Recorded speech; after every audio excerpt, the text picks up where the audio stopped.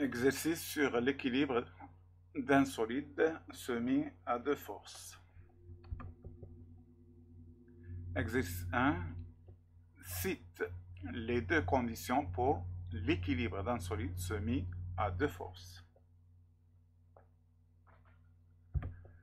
Donc il y a deux conditions. Une condition de non-rotation, les lignes d'action doivent être confondues. Et la condition de l'immobilité du centre d'inertie, la somme des vecteurs force est égale au vecteur nul. Exercice 2. Détermine la formule juste. Est-ce que T est égal K delta L sur M, ou T est égal K delta L, ou T est égal K L0. Donc on a vu que la tension est proportionnelle à l'élongation, donc c'est la deuxième. Exercice 3. Définit le coefficient de raideur d'un ressort. Donc on a T est égal K delta L, soit K est égal T sur delta L. Donc pour déterminer la définition d'une grandeur en physique, il suffit de la donner en fonction des variables dont elle dépend. Donc si on prend delta L est égal 1, on aura K est égal T. D'où la définition. La constante de raideur est la tension qu'il faut appliquer pour avoir une élongation égale à 1.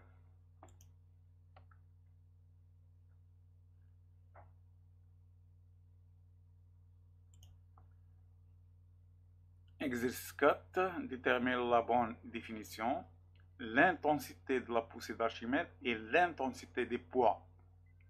Est-ce que du corps émergé dans le fluide, la partie émergée des corps dans le fluide, le liquide déplacé par le corps émergé.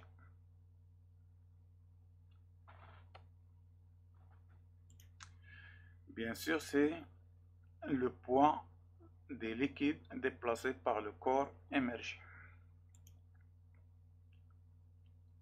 Exercice 5.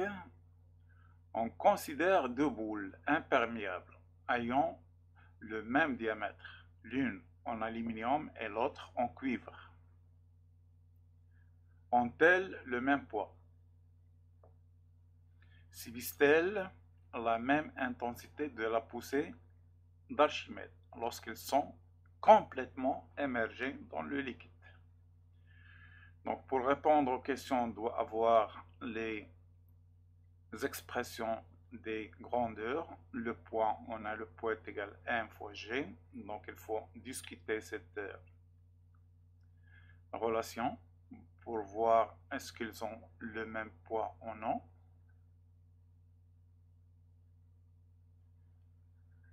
Puisqu'on n'a aucune indication sur la masse et on a des indications sur la nature des boules, on doit faire intervenir une grandeur qui est liée à la nature de la substance constituant les boules. Pour la deuxième partie, il faut chercher dans la relation, donnant l'expression, donnant l'intensité de la poussée d'Archimède, l'influence de la nature des deux boules.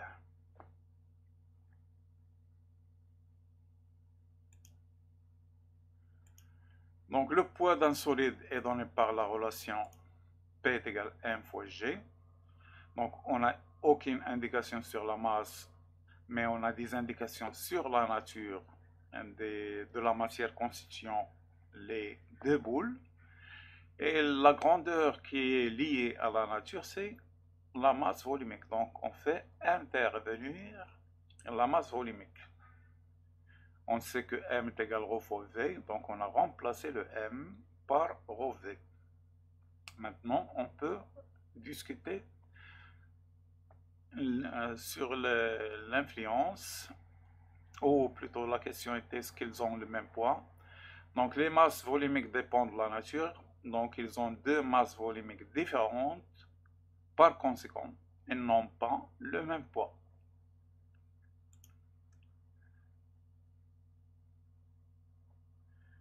Est-ce qu'ils subissent la même poussée d'Archimède?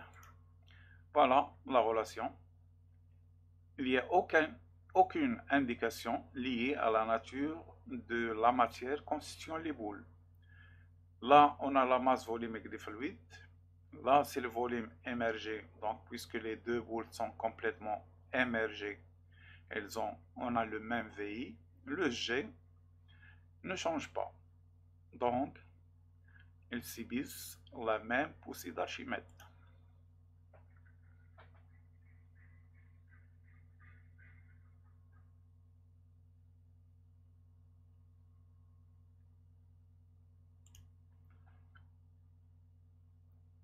Exercice 6, répond par vrai ou faux. La poussée d'Archimède dépend de... Donc là, il suffit de reprendre l'expression de F et voir si ces variables influencent l'intensité de la poussée. La nature des liquides, la profondeur où se trouve le corps émergé, la position des corps dans le liquide, la forme des corps émergés, la masse des corps émergés et la nature des corps émergés. Si on reprend l'expression de F, on a F est égal à ρ fluide fois VI fois G. Donc la nature, bien sûr, on a ρ fluide. La profondeur, donc on n'a aucune indication dans l'expression ρ fluide VI. Donc la profondeur n'apparaît pas dans l'expression. La position des corps dans le liquide, donc là, est-ce qu'elle est complètement émergée ou partiellement émergée? Le VI va changer. La forme des corps, on n'a aucune relation. La masse des corps émergés, on vient de le voir dans l'exercice précédent. La nature des corps émergés, la même chose.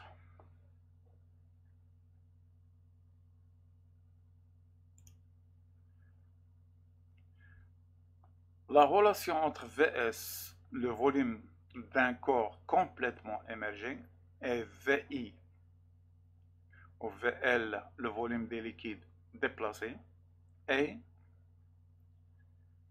est-ce que c'est le volume des corps est supérieur au volume des liquides déplacés, égal ou inférieur? Donc le corps est complètement émergé. Par conséquent, on a Vs égale Vl.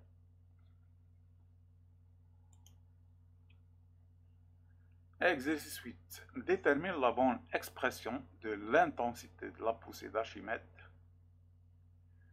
Est-ce que F est égal ρ liquide fois G fois V liquide? F égale ρ liquide fois G fois Vs ou ρS fois G fois Vs.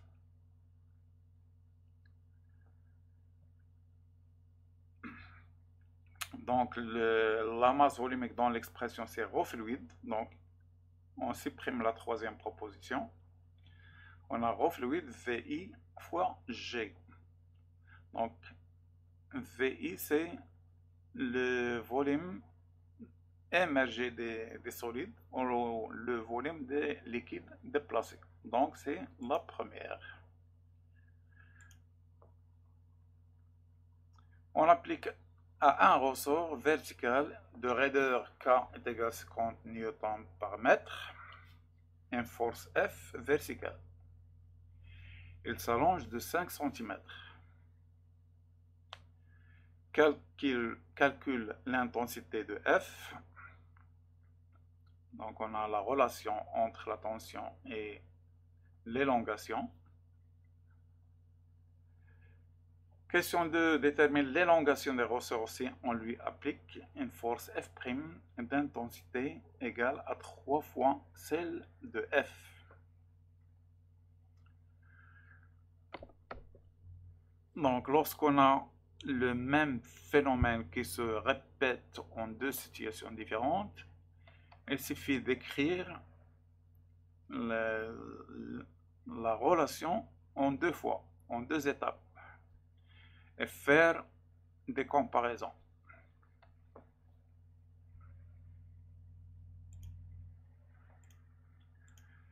Donc, on sait que F est égal à K delta L. F au T, c'est la même chose.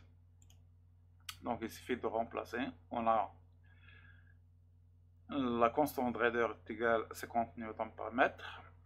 Et le ressort s'est allongé de 5 cm qu'il faut convertir en mètres, ce qui nous donne F est égal à 2,5 newtons. Là, il faut faire une comparaison. Donc, on prend la même expression en deux situations différentes. Delta L est égal à F sur K et delta L est égal à F' sur K. La constante ne change pas. Et d'après l'énoncé, on doit appliquer une force d'intensité 3 fois l'intensité de la force précédente, ce qui nous donne F' égale 3 fois F. Donc il suffit de remplacer là. On aura 3F sur K. Donc delta L' est égal à F' sur K est égal à 3F sur K. Et puisque F sur K, elle représente le delta L, on va le remplacer.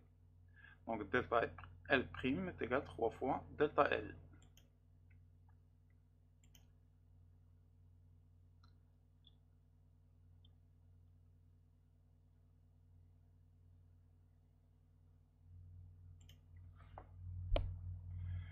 Exercice 10. La figure ci-contre représente une boule de masse M complètement immergée en un liquide dans une eau en équilibre dans une eau stagnante.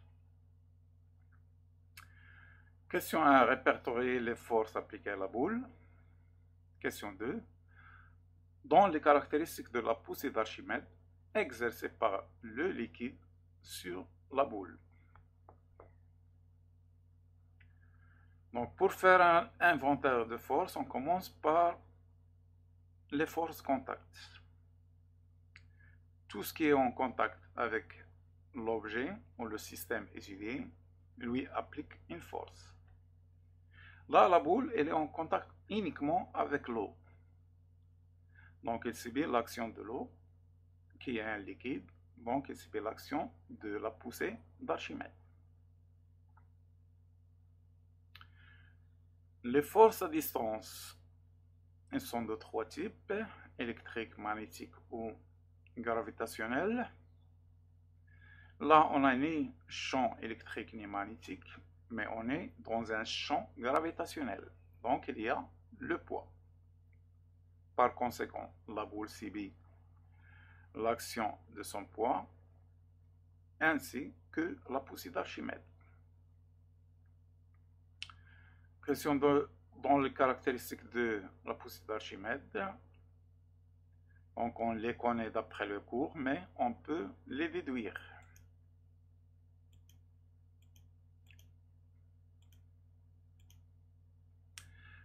La poussée s'oppose au poids, ou bien on a la poussée plus le poids en vecteur est égal au vecteur nul, et on détermine la relation. Donc la poussée en direction verticale, sens vers le haut, point d'application G. Pourquoi G? Parce que la boule est complètement émergée. Donc le point d'application C de la poussée est confondu avec le G de la boule. Et puisque la boule est en équilibre, on a F est égal P est égal 1 fois G.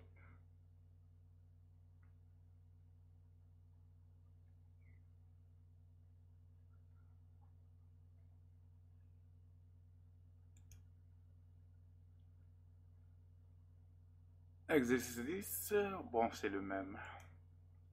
Bon, retour. Exercice 11. On suspend un solide S homogène de forme sphérique de masse M est égal à 800 grammes à l'aide d'un dynamomètre.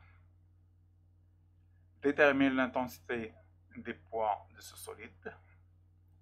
Donc là, il suffit de faire l'inventaire des forces et appliquer le principe d'inertie.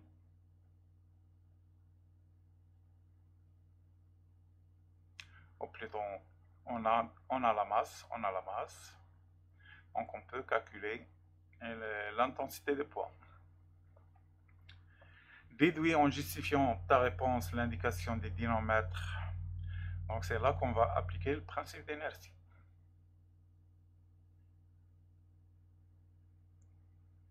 3. On immerge complètement le solide S dans de l'alcool contenu dans un récipient.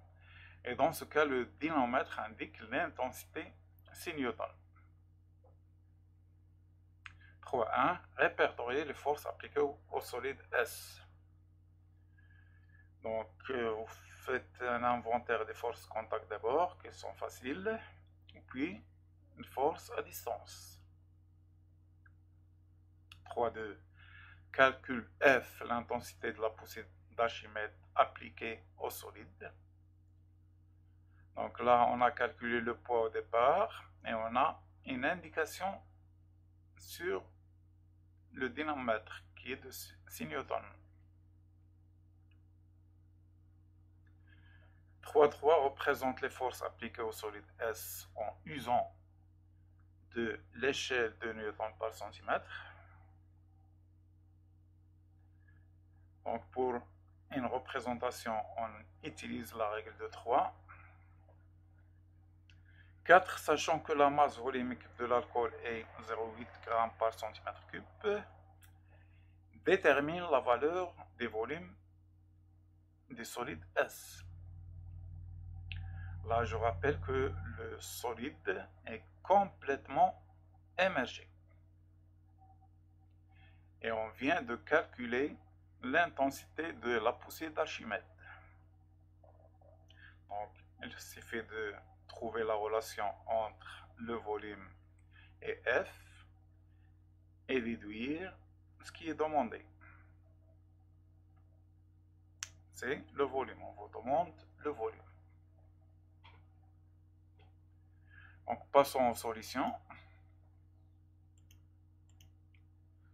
Donc, on sait que P est égal à 1 fois G, on a tout. Il suffit de convertir la masse en kilogrammes. Le M minuscule au plutôt gramme, on passe au kilogramme, c'est un 10 moins 3. Donc, ça nous donne un poids égal à 7,84 newtons. L'indication du dynamomètre, on a vu en cours que FD, bon, dans ce cas, on applique le principe d'inertie. Le solide subit deux forces, le poids et le dynamomètre. Donc la somme vectorielle est nulle, d'où l'égalité des deux intensités. Ft est égal P est égal 7,84. Inventaire des forces après immersion des solides. Donc le solide est en contact avec le liquide et le dynamomètre. Et il subit bien sûr son poids.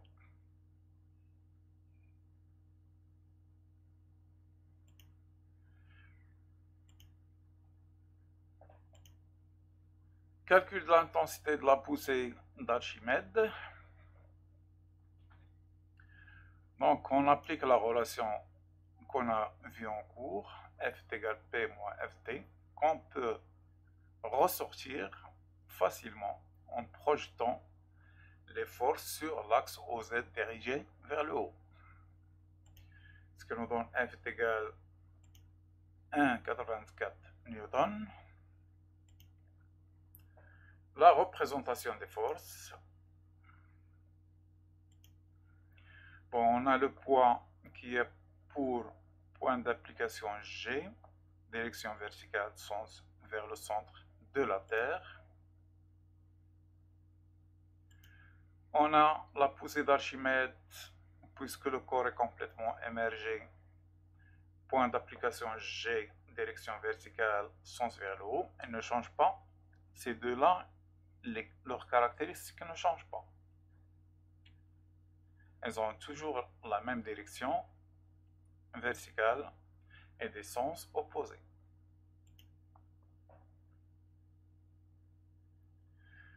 Pour la force appliquée par le dynamomètre, elle a comme point d'application le lieu de contact entre le dynamomètre et le solide. Bien sûr, la direction est matérialisée par le fil, donc elle est verticale aussi. Le dynamomètre tire vers le haut, donc il a un sens vers le haut, et l'intensité a été calculée aux données. Voilà les représentations. Le volume. On a la poussée d'Archimède, on a la masse volumique des liquides et on a le G. Donc on peut appliquer la relation F est égal rho VI fois G. Et puisque le corps est complètement émergé, le Vs est égal VI. C'est-à-dire le volume des solides est égal au volume des liquides déplacés. Soit F est égal, ou plutôt V est égal F sur rho G. Donc là, il faut faire attention aux grandeurs, aux unités. La masse volumique était donnée en grammes par centimètre cube. Il faut la convertir en unité internationale qui est le kilogramme par mètre cube. Et le volume sera donné en mètre cube. Là, c'est en unité internationale et le G, c'est en unité internationale. Donc le volume est égal à 2,35 10 à la puissance moins 4 mètres cubes, soit 235 10 à la puissance moins 6 mètres cubes. Et le 10 moins 6, c'est le centimètre cube.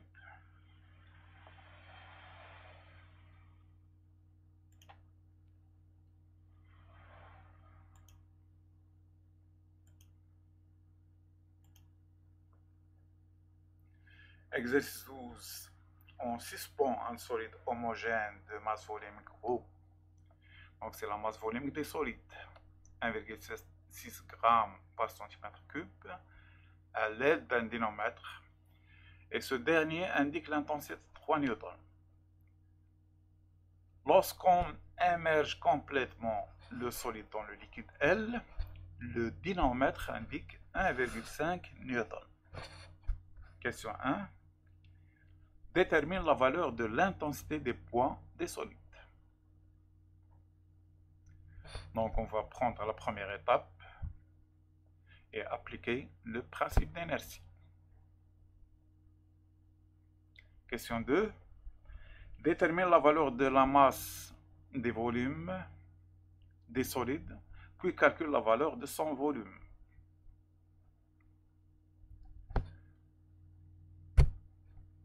Donc, on vient de calculer l'intensité des poids et on nous demande la masse. Donc, quelle relation y a-t-il entre le poids et la masse? Puis, on nous demande le volume. Quelle relation y a-t-il entre la masse et le volume?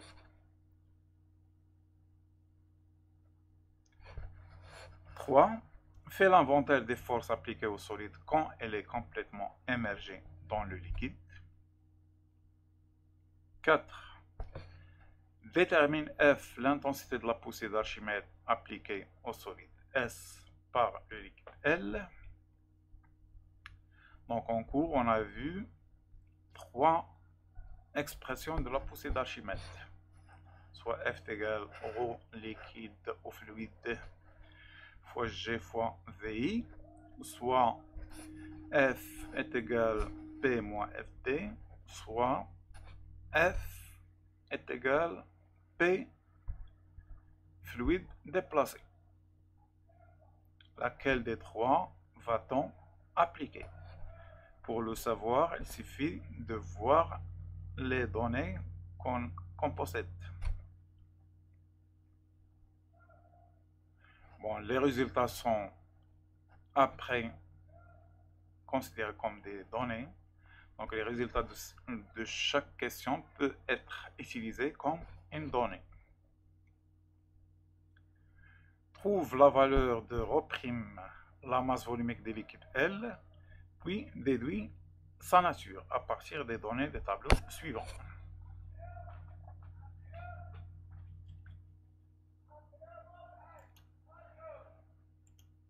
Intensité de poids.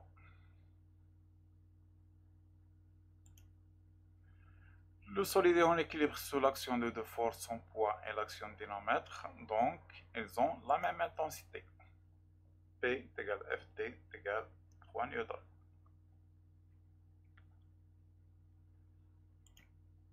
Valeur de la masse. Donc on a le poids et on sait que P est égal M fois G, soit M est égal P sur G. Ce qui nous donne M est égal 0,31 kg.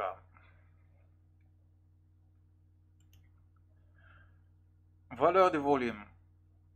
Vous avez la masse volumique des solides, ρ est égal M sur V, d'où V est égal M sur ρ. Donc là, il faut faire attention aux unités. Bon, on avait le choix entre convertir la masse volumique en kg par mètre cube ou convertir la masse en grammes. Donc c'est le plus simple, on convertit la masse en grammes. Ainsi, on aura 310 grammes sur 1,6 g par centimètre cube. Les grammes se réduisent et on aura un volume en centimètres cubes.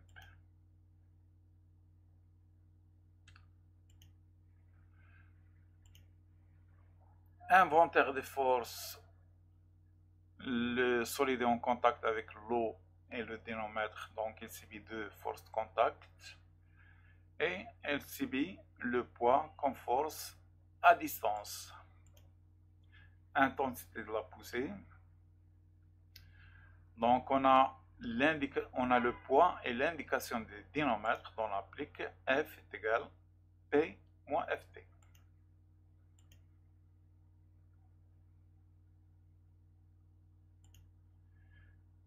Masse volumique des liquides. On a F et on sait que F est égal à ρ liquide fois VI fois G. On déduit, donc puisque le corps est complètement émergé, V des liquides déplacés ou d'immersion est égal au volume des solides. Elle est complètement émergée. Et on a ρ est égal F sur V fois G. C'est plutôt ρ'. Ρ c'est la masse volumique des liquides, des solides.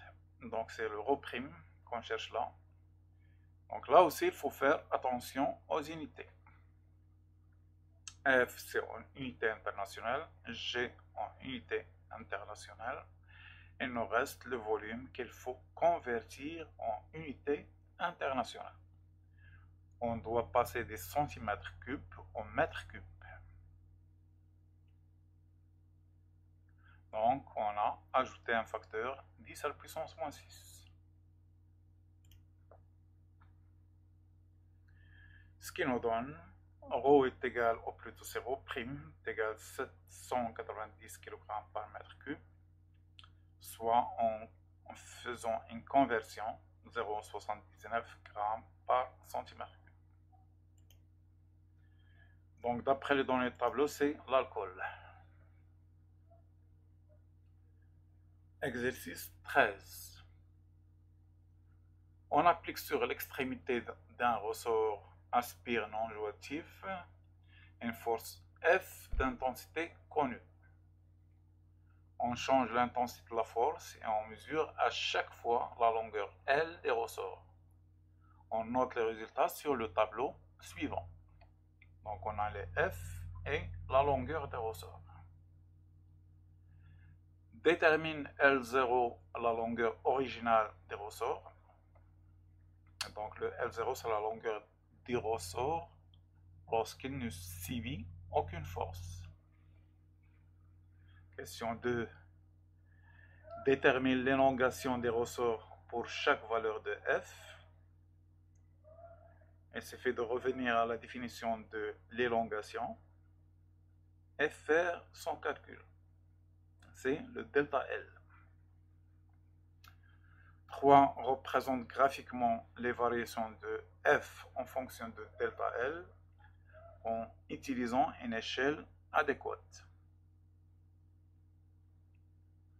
Donc on a les valeurs de F et de delta L. Il suffit de choisir une échelle. Donc comment choisir une échelle? On prend en considération par exemple pour F la plus grande valeur qui est 4 et la plus petite qui est 0.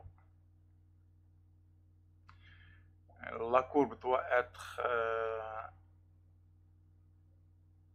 harmonieuse, donc il ne faut pas prendre une échelle qui agrandit beaucoup les valeurs ou les rend très petites. Par exemple, pour F, si on prend 1 newton pour 1 cm, la plus grande valeur sera représentée par 4 cm, c'est acceptable. Donc il faut faire la même analyse pour delta L. Question 4. Détermine graphiquement K, la raideur des ressorts.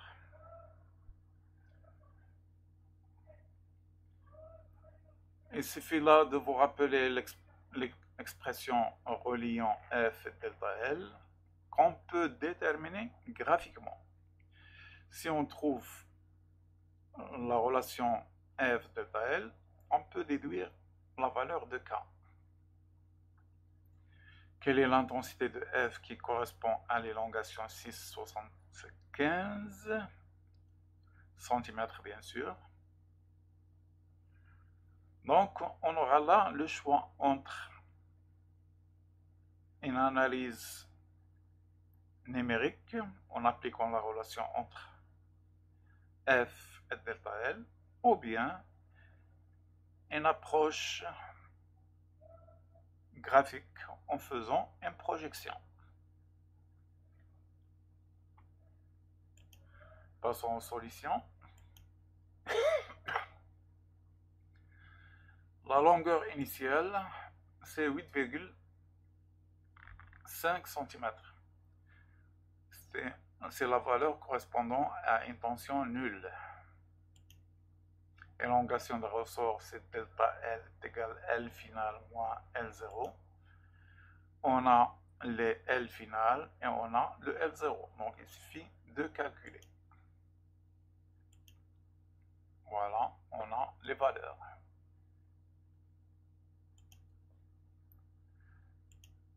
Représentation.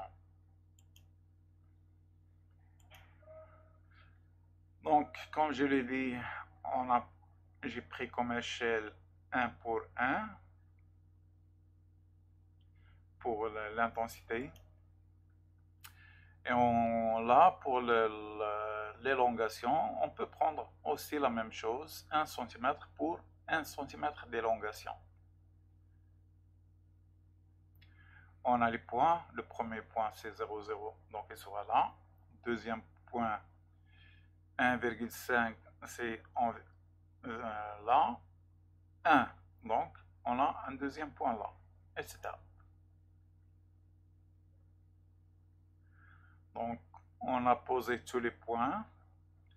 Vous pouvez appliquer la règle de 3 si vous voulez. Là, c'est pas la peine, puisqu'on a 1 pour 1, donc 1,5 cm, 3 cm, 4,5 cm, etc. Donc, pour avoir la courbe, on relie les points. Et là, on a une courbe qui a la forme d'une droite passant par l'origine de repère. Donc c'est une fonction linéaire. Y est égal à x. Le y, c'est l'ordonnée, là, elle représente la tension des ressorts. Le x, c'est l'abscisse, là, elle représente le delta L. Donc on a y est égal à fois f est égal à fois delta L.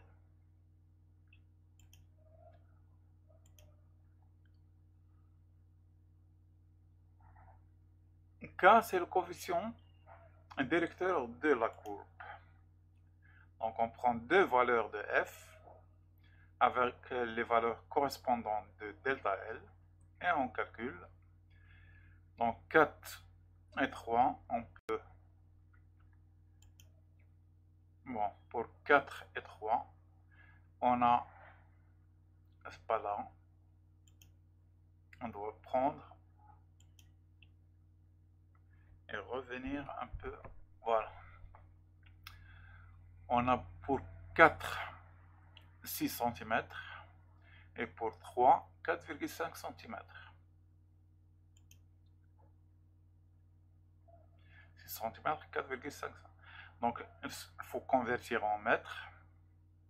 Bon, c'est pas nécessaire, mais il vaut mieux toujours donner les valeurs en unités internationales. Donc, on a converti les élongations en mètres en multipliant par 10 à puissance moins 2. Ce qui nous donne une constante de raideur est égale à 66,67 newton mètre moins 1. La valeur de f, on a la relation f est égal à k fois delta L. Donc il suffit de remplacer dans la relation. Ou bien on peut procéder à une projection.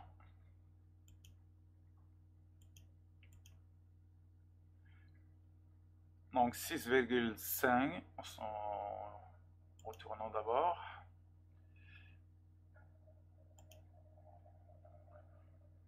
Donc quelle est l'intensité F qui correspond à une élongation de 6,75 cm.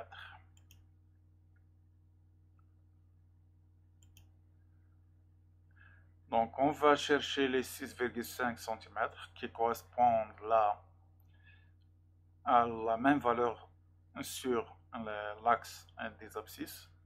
Donc les 6,75 c'est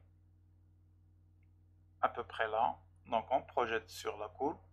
Si on n'atteint pas la courbe, on fait un prolongement de celle-ci. Puis on projette sur l'axe des ordonnées pour avoir la valeur de f.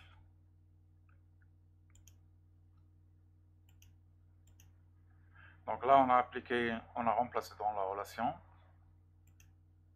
On peut aussi faire une projection.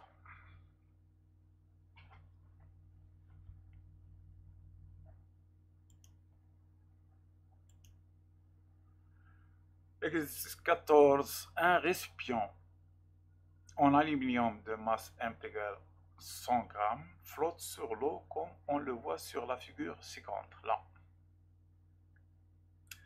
Le récipient est en aluminium, on a de l'eau et il flotte. Calcule F l'intensité de la poussée exercée par l'eau sur le récipient. Bon, là c'est un exercice analytique, les réponses ne sont pas directes, il faut réfléchir à la situation. Donc on cherche l'intensité d'une force, donc on va faire l'inventaire des forces appliquées au récipient. Quelles sont les forces appliquées au récipient et quelle relation lie les forces appliquées au récipient. De là, on va déduire la valeur de F. On a comme donnée la masse, bien sûr, et G, c'est connu, la valeur est connue. Question 2.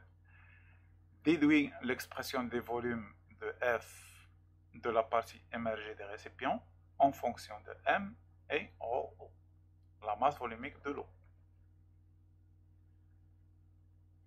Là, on vient de calculer la valeur de l'intensité de la poussée. Et la question à se poser est quelle relation lie le volume de la partie émergée à cette intensité. Question 3, c'est une application numérique. Calcule la valeur des volumes VI. Question 4, on verse dans les récipients un liquide de volume V' égale 10 cm et de masse volumique ρ. Sachant que l'intensité de la poussée d'Archimède F' appliquée par l'eau à l'ensemble récipient plus liquide est égale à 1,16 N, détermine l'expression de la masse volumique ρ en fonction de F', M, G et V'.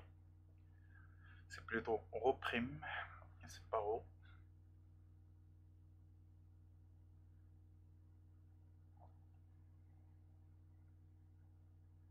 Oh, c'est ρ. Détermine l'expression de la masse volumique ρ en fonction de F'. Donc, on doit chercher une relation entre les variables proposées. Une relation entre ρ, F', M, G et V'. V' étant le volume émergé, ou plutôt le volume des liquides versés.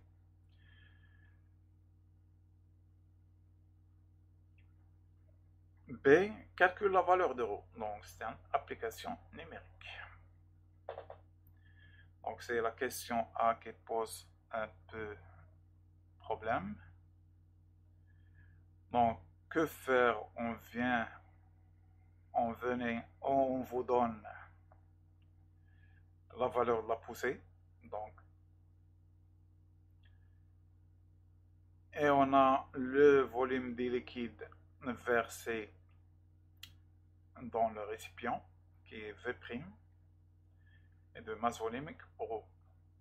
Donc, on commence d'abord par l'expression de F, puis on cherche à passer au reste.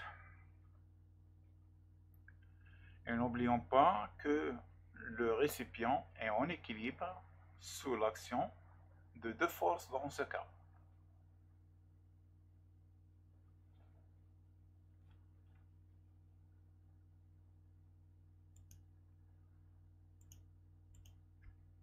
Le récipient en équilibre sous l'action de son poids et de la poussée. Donc, d'après le principe d'inertie, on a P plus F est égal vecteur nul. Donc, les deux forces ont la même intensité. F est égal P est égal mg est égal 0,1 qui est la masse qu'il faut convertir en kilogrammes fois G. F est égal 0,98 newton. Expression de volume émergé, on vient de calculer F. On sait que F est égal ρ fois ρ fluide fois VI fois G. Et on cherche le VI, donc il suffit d'appliquer la relation.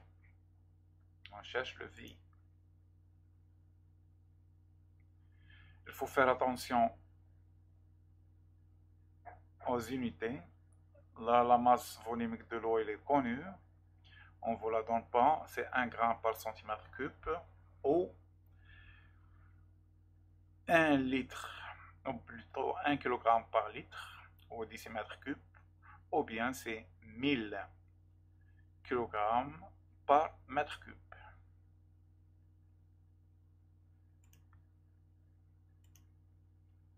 Donc, on a converti le tout en unité internationale.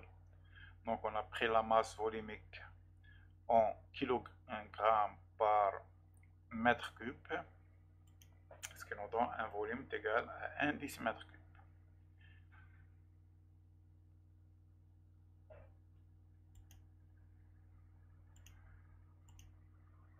Détermination de l'expression de ρ. Donc, comme je l'ai dit, le récipient en équilibre sur l'action de deux forces, donc on peut faire la même chose. On a F' égale P'. Donc on cherchait la masse volumique des liquides. Donc là, le poids, c'est le poids de l'ensemble, récipient plus liquide. Donc on remplace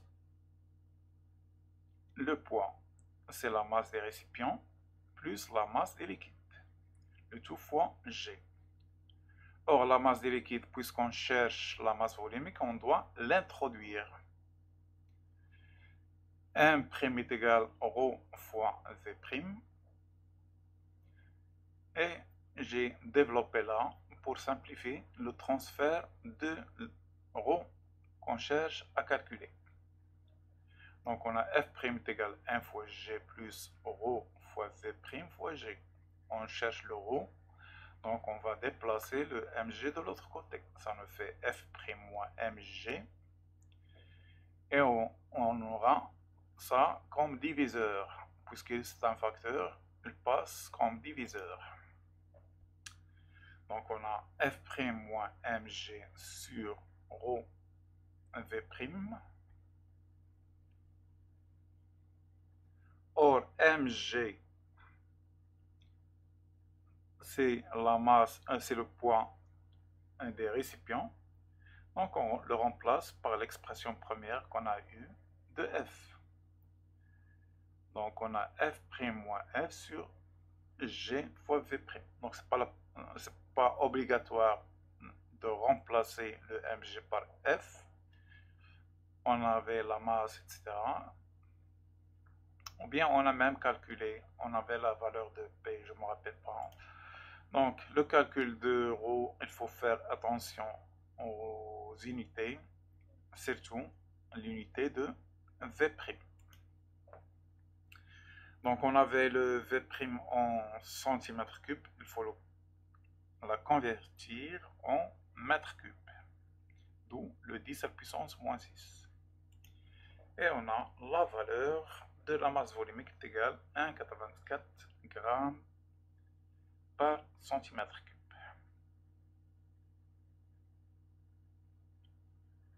Donc pour passer des kilogrammes au gramme, on multiplie par 10 à la puissance moins 3.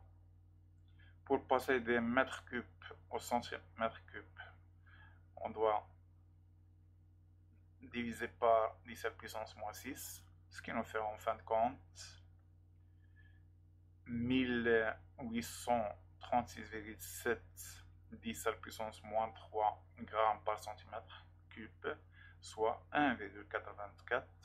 J'ai majoré, j'ai laissé uniquement deux chiffres après la virgule, donc j'ai ôté le 7 qui est supérieur à 5, j'ai ajouté 1, on aura 7 là.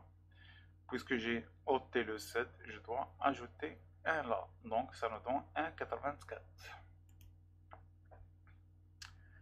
Exercice 15, donc là ce sont des exercices qui demandent de l'effort. Les réponses ne sont pas directes.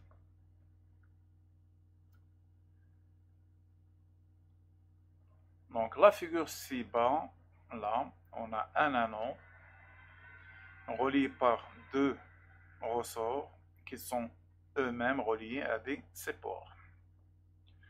La figure ci-bas représente un anneau de diamètre 1 cm, de masse négligeable, en équilibre sur l'action de deux ressorts fixés successivement au point O1 et O2, de sorte que la distance entre O1 et O2 est égale à 30 cm. Donc de là à là, on a 30 cm. Les deux ressorts ont la même longueur originale, L0 est égal à 10 cm. Donc à l'origine, les deux ressorts ont la même longueur. Mais leurs raideurs sont différentes. Elles n'ont pas le même cas. Fais l'inventaire des forces appliquées à l'anneau. Donc, il faut toujours commencer par les forces contact.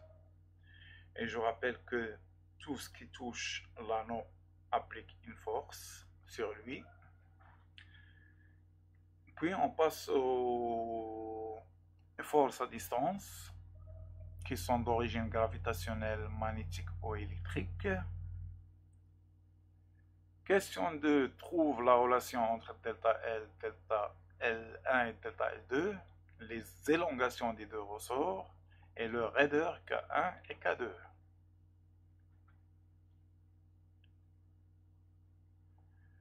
Donc là, il faut se rappeler l'expression entre la tension des ressorts et son élongation et trouver une relation entre les tensions des deux ressorts.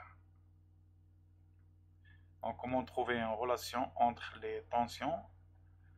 L'une des voies jusqu'à maintenant, c'est le principe d'inertie. Pour trouver une relation entre les vecteurs force, on a jusqu'à maintenant le principe d'inertie. Question 3. Calcule les valeurs de delta 1 et delta L2. Donc, on a déjà, sur la question 2, trouvé une relation entre delta L1, delta L2, etc. Là, on va les calculer. Puis, question 4. Déduis la longueur de chaque ressort. Donc, la question qui pose problème là, c'est la question 2. Donc, je vous aide en vous disant d'appliquer le principe d'inertie. Là, je vous rappelle que la masse de l'anneau est négligeable. Donc, il faut prendre en considération cette donnée. Et on a la longueur O1, O2,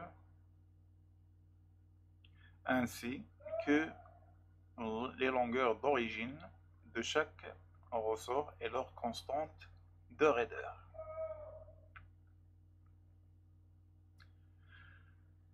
Donc je vous laisse un peu de temps pour arrêter la vidéo à chaque fois, pour essayer de résoudre le problème par vous-même. Passons aux solutions. Inventaire des forces appliquées à l'anneau. Donc l'anneau est en contact avec les deux ressorts et avec l'air. Donc l'air a une influence minime, donc on ne la prend pas en considération. Donc on a comme force de contact l'action des deux ressorts.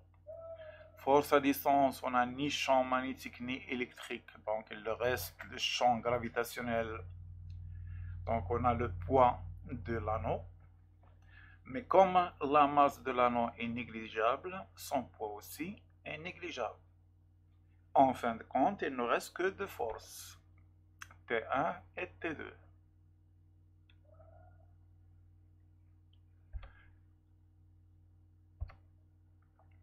La relation. Donc, on a deux forces si on applique le principe d'inertie, puisque l'anneau est immobile, Vg est égal à 0. On a T1, vecteur T1 plus vecteur T2 est égal au vecteur nul. D'où les deux forces ont la même intensité.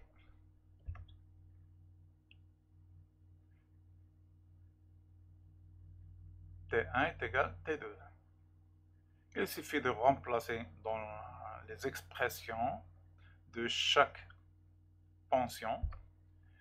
T1 c'est K1 delta L1 et T2 c'est K2 delta L2. Et on a ainsi obtenu une relation entre les élongations et les constantes de raideur. La question suivante, on nous demande de calculer les valeurs des élongations. Comment faire? Donc là, c'est une question de géométrie. On a la longueur totale entre O1 et O2 est égale à la longueur des premiers ressorts, plus son élongation, plus le diamètre de l'anneau, plus la longueur des deuxièmes ressorts, plus son élongation. Revenons au schéma pour mieux voir. Voilà. O1, O2 est égal L1 plus delta L1 plus D, qui est le diamètre de l'anneau, plus L2 plus delta L2. Ainsi, on a le tout. Donc,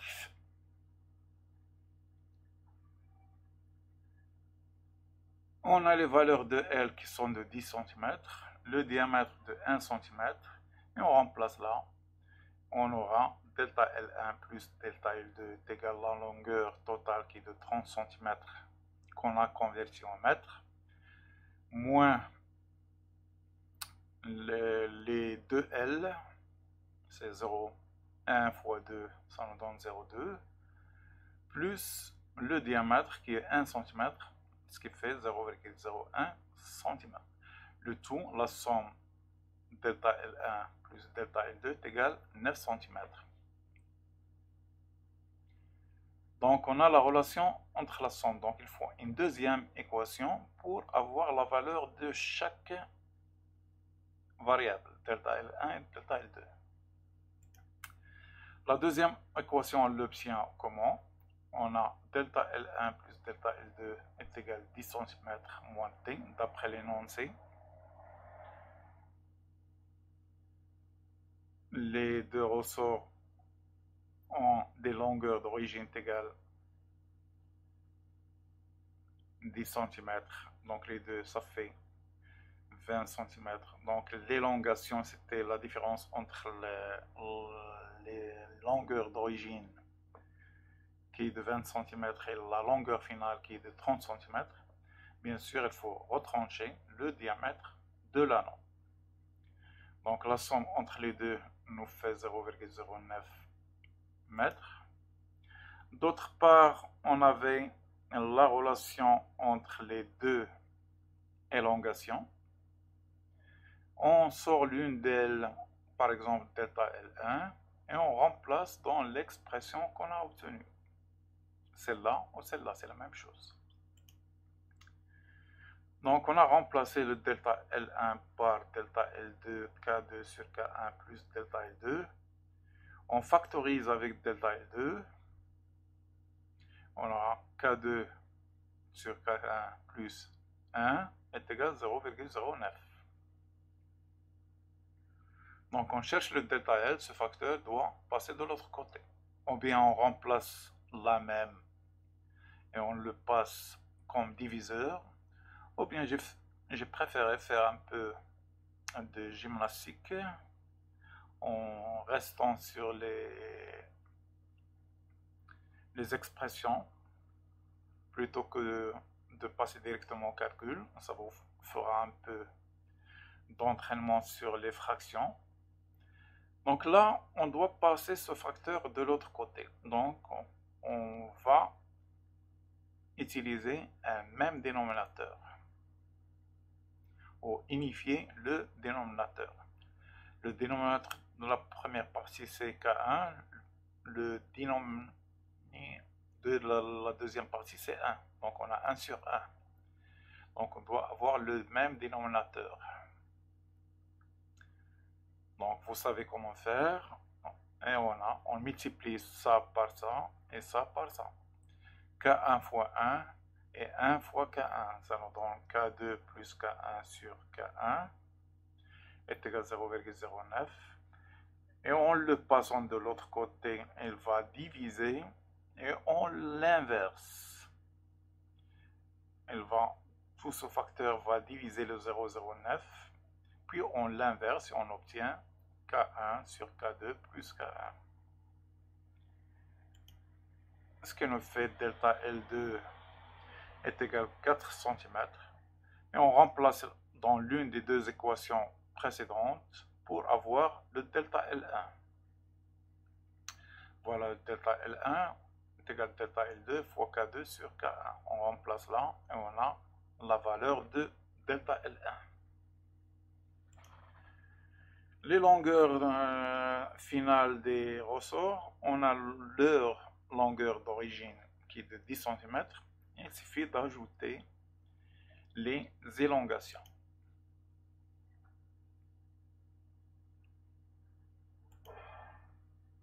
Et c'est fini. Bonne chance.